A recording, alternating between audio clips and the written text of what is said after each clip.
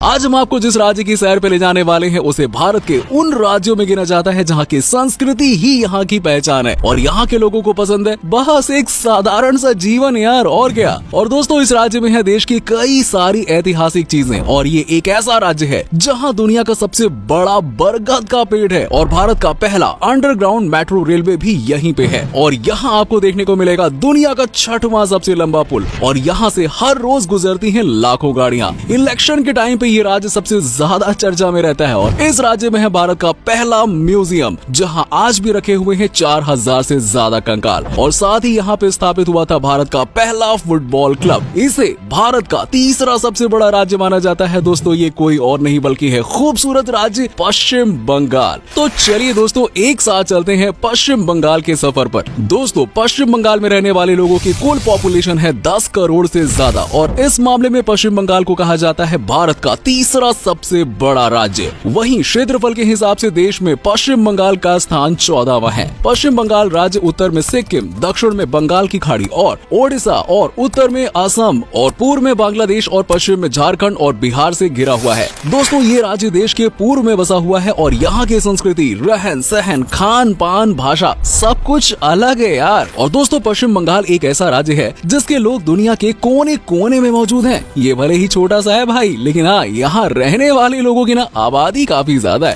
दोस्तों पश्चिम बंगाल की राजधानी है कोलकाता और कोलकाता इस स्टेट की राजधानी होने के साथ ही साथ पश्चिम बंगाल का सबसे बड़ा शहर भी है। पहले इस राज्य को कलकत्ता के नाम से जाना जाता था लेकिन आज कोलकाता।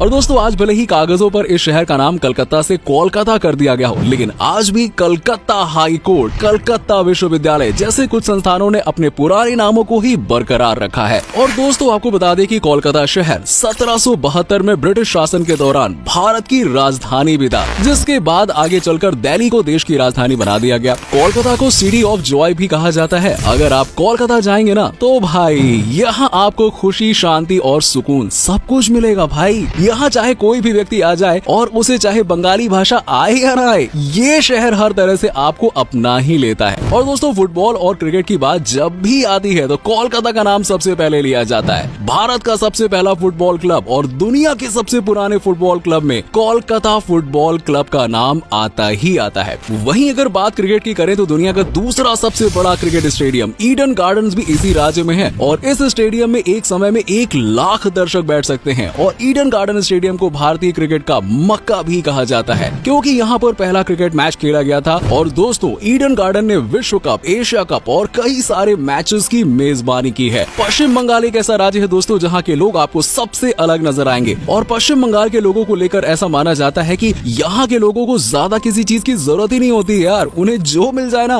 बस उसी में काम चला लेते हैं और उसी में खुश रह लेते हैं। और दोस्तों यहाँ के लोगों को ना बस एक छोटी सी नौकरी चाहिए बस और कुछ नहीं, ताकि वो अपने परिवार के लिए एक साधारण सी जिंदगी जी सके। बाकी तो सब चंगा है जिंदगी में। दोस्तों पश्चिम बंगाल एक कृषि प्रधान राज्य है, यानी कि यहाँ के लोग आपको सबसे ज्यादा खेती करते हुए नजर आएंगे। और आपको बता दें कि इस राज्य में 65% हिस्सों में धान की खेती होती है और इसके अलावा दूसरे किसी राज्य में आपको इतने बड़े लेवल पर धान की खेती होती हुई नजर नहीं आएगी। पश्चिम बंगाल सिर्फ अपनी ऐतिहासिक चीजों के लिए ही पूरी दुनिया में प्रसिद्ध नहीं है बल्कि ये राज्य वर्ल्ड रिकॉर्ड भी बनाने में सबसे आगे है। पश्चिम बंगाल में आपको देखने को मिलेगा दुनिया का सबसे बड़ा बरगद का पेड़ और ये बरगद का पेड़ कोलकाता के the Acharya Jagdish Chandra Bose botanical garden में है, जिसे करीबन 250 साल पुराना बताया जाता है। 14,500 वर्ग मीटर में फैला ये पेड़ करीबन 24 मीटर ऊंचा है और इसकी 3000 से ज्यादा जटाएं हैं जो अब जड़ों में बदल चुकी हैं। वहीं दोस्तों इस वजह से इसे दुनिया का सबसे चौड़ा पेड़ भी कहा जाता है। और पश्चिम बंगाल के लिए पेड़ क्यों खास है इसका अंदाजा इसी से लगाया जा सकता है कि इस पेड़ की देख रेख के लिए पूरी की पूरी एक टीम है भाई। दोस्तों पश्चिम बंगाल में शांति निकेतन नाम का एक गाँव है जिसे 1921 में रविंद्रनाथ टैगोर द्वारा स्थापित किया गया था और ये विश्व प्रसिद्ध विश्व भारती विश्वविद्यालय के लिए प्रसिद्ध है। दोस्तों आपको बता दें कि दुनिया का 6वां सबसे लंबा और इकलौता सबसे व्यस्त पुल इसी राज्य में है। कोलकाता का हावड़ा ब्रिज दुनिया भर में प्रसिद्ध है और इस पुल का निर्माण ब्रिटिश राज में साल 1936 में शुरू हुआ था। हावड़ा ब्रिज पर हर रोज 1 लाख से भी ज्यादा गाड़ियां गुजरती हैं और 5 लाख यात्री इस पर चलते हैं। अनुमान ये है कि इस बड़े पुल को बनाने में 333 करोड़ रुपए से ज्यादा खर्च किए गए थे। आज हावड़ा ब्रिज को पश्चिम बंगाल की शान माना जाता है और इस पुल पर कई फिल्मों की शूटिंग भी की जा चुकी है। यहाँ शूट की गई फिल्मों में बर्फी, लव आजकल आदि शामिल है। अरे भाई लंबी लिस्ट है यार, एक दो ही बताऊंगा। खैर दोस्तों, हावड़ा ब्रिज को लेकर ना एक मजेदार बात यह है कि गर्मियों के दिनों में इसकी लंबाई अपने आप ही बढ़ जाती है यार, और गर्मियों के दिनों में इसकी लंबाई करीबन 3 फीट तक बढ़ जाती है। सोचो यार, क्योंकि ज्यादा तापमान में ना स्टील पिघलती है और फैलने लगती है। बस सिंपल है। पश्चिम बंगाल में आते ही आपको ऐसी ऐसी चीजें देखने को मिलेंगी ना जो इस राज्य को सबसे अनोखा बनाती हैं। जैसे कि यहाँ पीली टैक्सी और कहीं नहीं मिलेगी, यहीं देखने को मिलेगी। और कोलकाता में पीले रंग की टैक्सी पिछले कई दशकों से इस राज्य की पहचान रही है। आपको यहाँ कुछ मिले ना मिले, लेकिन आपको सड़कों पर दौड़ती हुई पीली टैक्सी जरूर दिख जाएगी। अगर आपको पश्चिम बंगाल को एक्सप्लोर करना है ना, तो आप इस पीले रंग की टैक्सी को हायर कर सकते हैं और फिर जहाँ चाहे वहाँ जाओ। बंगाली भाई आपसे बात भी करेंगे और आपको एंटरटेन भी करेंगे। वैसे दोस्तों, पीली टैक्सी के अलावा आपको पश्चिम बंगाल में एक जगह से दूसरी जगह जाने के लिए ट्राम्स और हाथ से चलाई जाने वाली रिक्शा गाड़ी भी देखने को मिल जाएगी। और भारत के साथ साथ पूरे एशिया में चलने वाला सबसे पुराना इलेक्ट्रिक ट्राम सिस्टम कोलकाता में है। वही दोस्तों, भारत के पहले अंडरग्राउंड मेट्रो रेलवे की शुरुआत यानी कि योजना और संचालन कोलकाता में किया गया था। और साथ ही आपको बता दें कि पश्चिम बंगाल के दार्जिलिंग में स्थित घूम रेलवे स्टेशन भारत में सबसे ऊंचा रेलवे स्टेशन होने के लिए प्रसिद्ध है।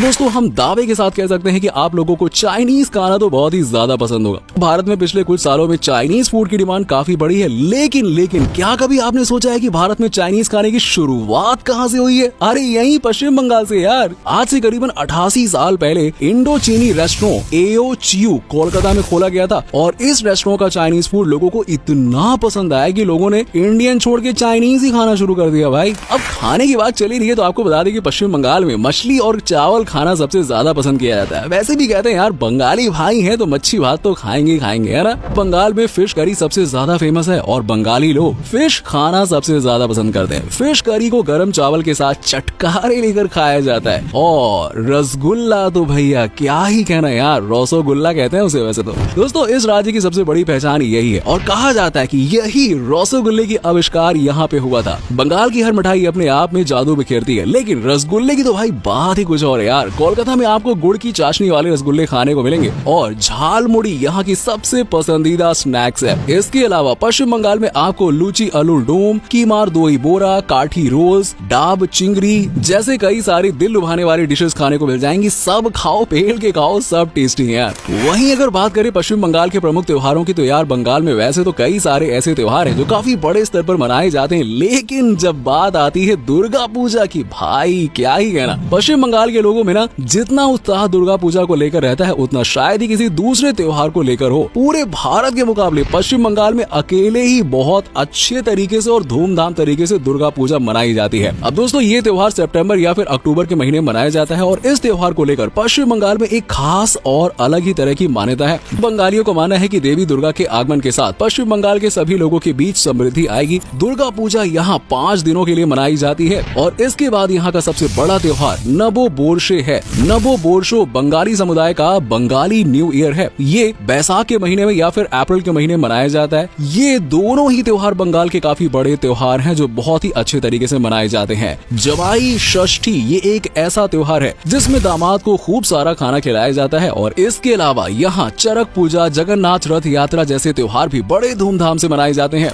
चलिए अब बात करते हैं पश्चिम बंगाल के उन जगहों के बारे में जहाँ पे आप घूमने के लिए जा सकते हैं। शुरुआत आप कोलकाता से करें, सीधी बात है भाई, कलकत्ता बेस्ट है। देश की ऐतिहासिक धरोहरों में से एक विक्टोरिया मेमोरियल इसी राज्य में है। कोलकाता में बनाया गया विक्टोरिया मेमोरियल पश्चिम बंगाल के साथ पूरे भारत का सबसे पॉपुलर टूरिस्ट स्पॉट है। इसे रानी विक्टोरिया की याद में बनाया गया था और इस मेमोरियल से जुड़ी हुई दिलचस्प बात एक ये भी है कि आज जहाँ ये मेमोरियल है वहाँ कई सालों पहले प्रेसिडेंसी जेल हुआ करती थी। और दोस्तों, देश का पहला और सबसे बड़ा म्यूजियम पश्चिम बंगाल में ही है जो इंडियन म्यूजियम के नाम से प्रसिद्ध है। इस म्यूजियम में हड़प्पा सभ्यता की वस्तुएं भी रखी गई हैं और आप हड़प्पा सभ्यता के वक्त के सामान और बर्तन, पुराने तिब्बती और पारसी मंदिरों के डिजाइन भी देख सकते हैं। साथ ही यहाँ आपको देखने के लिए मिल जाएंगे 4000 साल पुराने कंकाल। 200 सालों से भी ज्यादा पुराने इस म्यूजियम को देखने सिर्फ भारत से ही नहीं बल्कि दुनिया के कोने कोने से लोग आते हैं। और दोस्तों, देश में म्यूजियम की शुरुआत भी इसी पुराने म्यूजियम से हुई थी और ये म्यूजियम इतना बड़ा है कि अगर कहीं से आप गुम जाओ ना तो 2 से 3 दिन का वक्त लग जाएगा आपको ढूंढने में। दोस्तों, साथ ही आप दार्जिलिंग जा सकते हैं जो कि भारत का प्रमुख हिल स्टेशन में से एक है। दार्जिलिंग अपने खूबसूरत और विशाल चाय के बागानों के लिए प्रसिद्ध है और दोस्तों यहाँ पर इतने सुंदर पर्यटन स्थल है कि बस घूमने पहुँच तो जाओ, मजा अपने आप आ ही जाएगा। दार्जिलिंग जिन पहाड़ियों पर बसा हुआ है उन्हें कंचनजंगा पर्वत श्रृंखला का हिस्सा माना जाता है,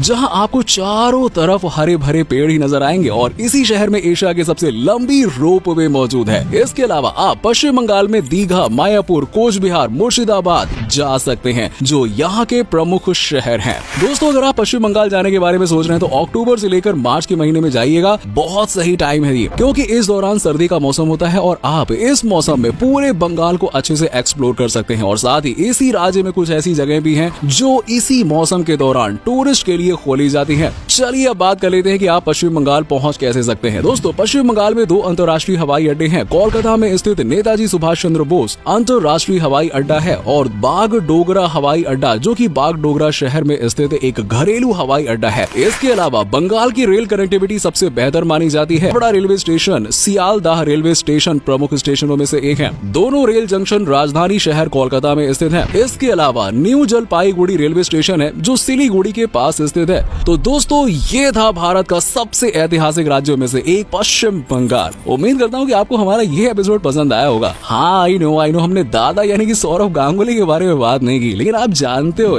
खैर दोस्तों, नीचे में कमेंट सेक्शन में कमेंट करके बताओ कि वीडियो में आपको पश्चिम बंगाल की कौन सी बात सबसे अच्छी लगी।